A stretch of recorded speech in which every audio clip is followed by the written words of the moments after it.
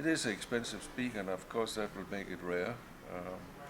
So you don't see in many places. The one that they have here is our reference at home. Pendragon is the name of King Arthur's father. And we have a thing with these mythical names, and I like the stories and all that. So it also means the head dragon, the king of the dragons, and Gryphon is a dragon. Yes. So it was a good name, and I think it has a good ring to it. There's something grandiose about it. Mm-hmm. And everybody who knows me and my background would know that I always liked ribbons very much. The problem has always been, and it still is, to mix it with the bass.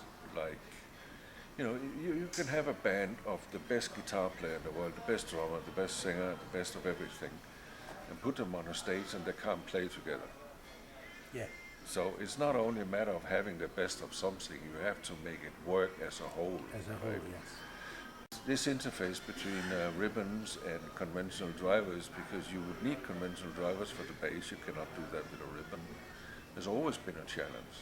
Something that would have been like a 4 or 5-way system into basically a 2-way system.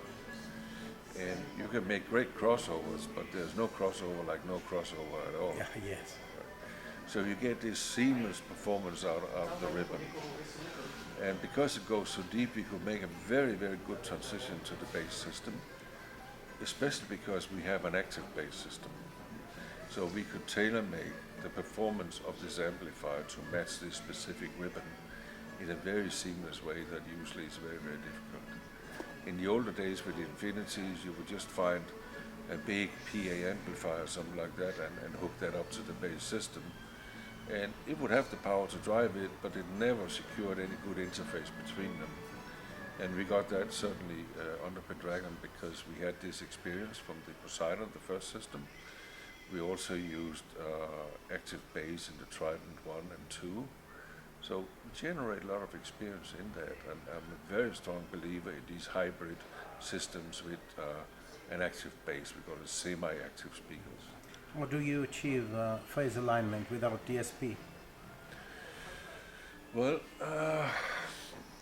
we still use the dual-on crossovers, and the dual-on crossover technology is actually securing a phase correctness in the whole frequency band. And in the bass system, the active part of it, we can manipulate that in any way we want to, but we don't do it digitally.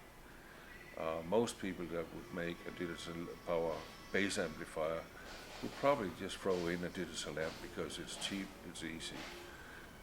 But we of course made it the difficult way as we usually do, so it's a big traditional analog amplifier with big transformers, big heat sinks, and it can deliver 1,000 watt into the drivers.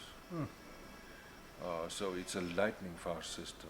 I mean, when you get to hear it, you'll appreciate that. And you need to, because ribbons are very, very fast drivers. They're very unforgiving.